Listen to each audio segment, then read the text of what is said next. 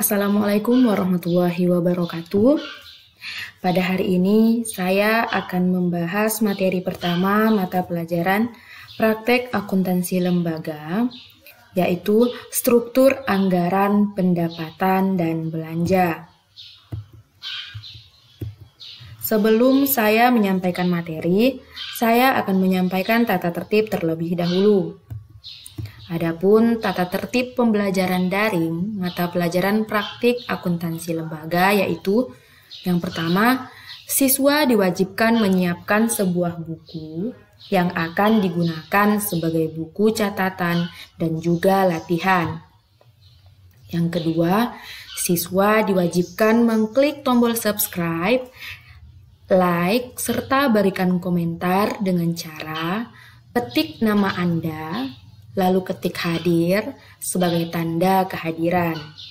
Yang ketiga, siswa diwajibkan menyimak materi sampai selesai. Yang keempat, siswa diwajibkan mengerjakan tugas di buku yang sudah dipersiapkan dan mengumpulkan tugas ke sekolah tepat waktu setiap tanggal 30. Yang kelima, pengumpulan tugas ke sekolah diwakilkan oleh ketua kelas atau yang mewakili. Yang keenam, apabila siswa terlambat mengumpulkan tugas, maka nilai tugas akan dikurangi 5 poin per hari. Yang terakhir, apabila siswa tidak mengumpulkan tugas, maka nilai rapot dipastikan tidak tuntas. Nah, itulah tadi tata tertib pembelajaran daring mata pelajaran praktikum akuntansi lembaga. Langsung saja ke materi. A. Program Rencana Pembangunan Daerah. Program Rencana Pembangunan Daerah terdiri dari beberapa jenis, yaitu 1. Rencana Pembangunan Jangka Panjang Daerah atau yang lebih dikenal dengan RPJPD. RPJPD ini ditetapkan dengan maksud sebagai arah dan acuan pelaku pembangunan daerah untuk mewujudkan cita-cita dan tujuan pembangunan di daerah yang sesuai dengan visi, misi, dan arah pembangunan daerah yang lebih efektif, efisien, terpadu, berkesinambungan, dan saling melengkapi dalam pola sikap dan tindak bagi pelaku pembangunan. Nah, jadi RPJP daerah ini berisikan tentang perencanaan pembangunan daerah selama 20 tahun yang akan dijadikan sebagai acuan untuk mewujudkan cita-cita dan tujuan pembangunan daerah. Yang kedua, Rencana Pembangunan Jangka Menengah Daerah atau yang sering dikenal dengan RPJMD. RPJMD ini merupakan dokumen perencanaan untuk periode 5 tahun. Nah, jadi RPJMD ini berisikan tentang perencanaan untuk periode 5 tahun atau selama 5 tahun. RPJMD ini dibuat oleh kepala daerah. Nah, jadi perencanaan yang dibuat kepala daerah selama 5 tahun ini merupakan penjabaran dari visi, misi, dan program kepala daerah.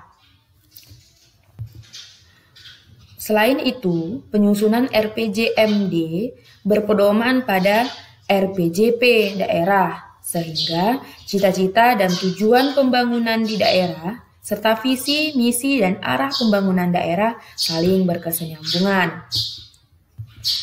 Lalu, penyusunan RPJM daerah dibuat sesuai dengan RPJM nasional dan sistem pengendalian manajemen atau yang disingkat dengan SPM. Pembuatan RPJM oleh kepala daerah ini paling lambat 3 bulan setelah kepala daerah dilantik. Kemudian yang ketiga, Kebijakan Umum APBD atau disingkat dengan KUA. Kebijakan Umum APBD atau KUA adalah dokumen yang memuat kebijakan bidang pendapatan, belanja, dan pembiayaan serta asumsi yang mendasarinya untuk periode 1 tahun. Nah, jadi KUA ini dibuat untuk 1 periode yang berisikan tentang kebijakan pendapatan, belanja, dan pembiayaan. Kebijakan Umum APBD berdasarkan Peraturan Pemerintah Nomor 85 Tahun 2005 Pasal 34 meliputi sebagai berikut. A. Kepala daerah berdasarkan RKPD menyusun rancangan kebijakan APBD. Nah, jadi di sini penyusunan rancangan KUA oleh kepala daerah berdasarkan RKPD, yaitu rencana program kegiatan yang merupakan hasil persandingan usulan dari tingkat satuan kerja perangkat daerah atau yang disingkat dengan SKPD yang mengacu pada RPJMD. Nah, jadi penyusunan KUA ini mengacu pada RPJMD.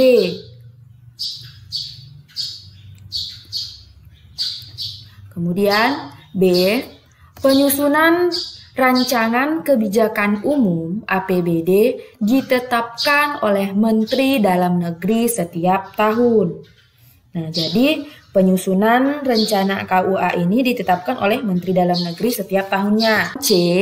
Kepala daerah menyampaikan rancangan kebijakan umum APBD tahun anggaran berikutnya sebagai landasan RAPBD kepada DPRD selambat-lambatnya pertengahan bulan Juni tahun anggaran berjalan. Nah, jadi setelah kepala daerah menyusun rancangan KUA, rancangan tersebut disampaikan kepada DPRD selambat-lambatnya pertengahan bulan Juni tahun anggaran berjalan. Kemudian D. Rancangan kebijakan umum APBD yang telah dibahas kepala daerah bersama DPRD dalam pembicaraan pendahuluan RAPBD sebagaimana dimaksud selanjutnya disepakati menjadi kebijakan umum APBD. Nah, kemudian rencana KUA yang sudah diserahkan dan dibahas bersama DPRD akan disepakati menjadi kebijakan umum APBD. Kemudian 4. Prioritas dan plafon anggaran sementara PPAS. Plafon anggaran sementara PPAS merupakan program prioritas dan patokan batas maksimum anggaran yang diberikan kepada SKPD untuk setiap program sebagai acuan dalam penyusunan RKA SKPD. Nah, jadi PPAS ini dibuat dan diberikan kepada SKPD, itu Satuan Kerja Perangkat Daerah, sebagai acuan penyusunan rencana kerja dan anggaran SKPD.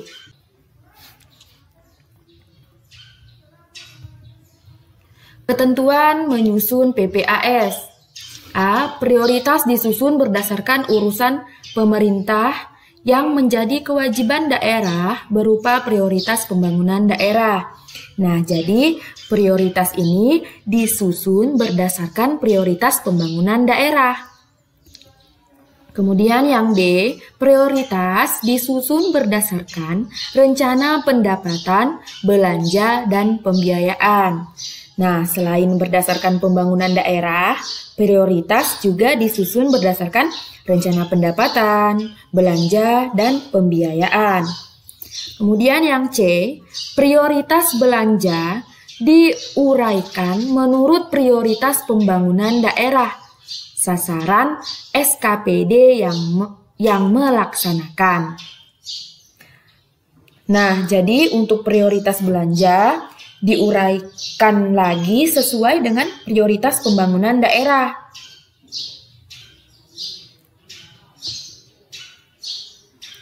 Kemudian yang D, plafon anggaran sementara diuraikan berdasarkan urusan dan SKPD, program dan kegiatan, belanja tidak langsung, seperti belanja pegawai, bunga, subsidi, hibah, bantuan sosial, dan lain-lain. Kemudian yang kelima, rencana kerja dan anggaran satuan kerja perangkat daerah atau yang dikenal dengan RKA SKPD. Rencana kerja dan anggaran satuan kerja perangkat daerah atau RKA SKPD adalah dokumen perencanaan dan penganggaran yang berisi rencana pendapatan, rencana belanja program, dan kegiatan SKPD menurut fungsi sebagai dasar penyusunan RAPBD. Nah, untuk penyusunan RKA SKPD berisikan tentang rencana pendapatan, rencana belanja program, dan kegiatan SKPD sebagai dasar penyusunan ringkasan anggaran pendapatan dan belanja daerah. Kemudian yang 6, rencana kerja dan anggaran pejabat pengelolaan keuangan daerah atau yang sering kita kenal dengan RKA PPKD.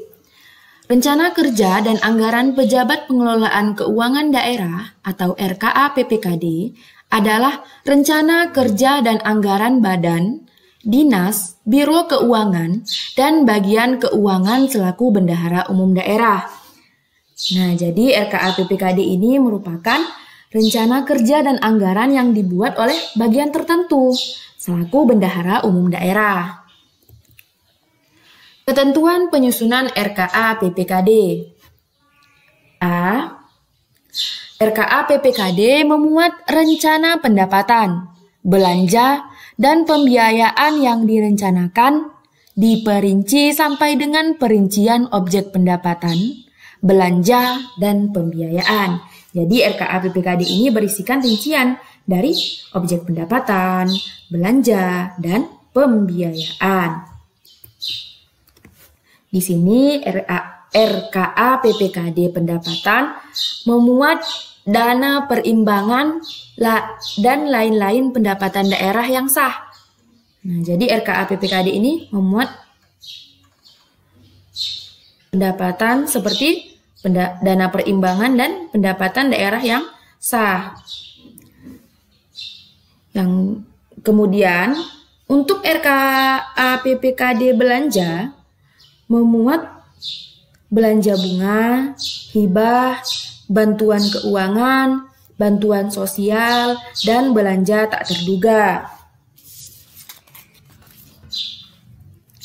Sedangkan RKA PPKD pembiayaan meliputi penerimaan pembiayaan dan pengeluaran pembiayaan. Adapun penerimaan pembiayaan misalnya penerimaan kembali piutang, pinjaman dalam negeri, atau pencairan dana cadangan. Nah, sedangkan pengeluaran pembiayaan misalnya pembentukan dana cadangan, pemberian pinjaman, dan pembayaran pokok pinjaman. Itulah tadi materi pertama untuk mata pelajaran praktik akuntansi lembaga.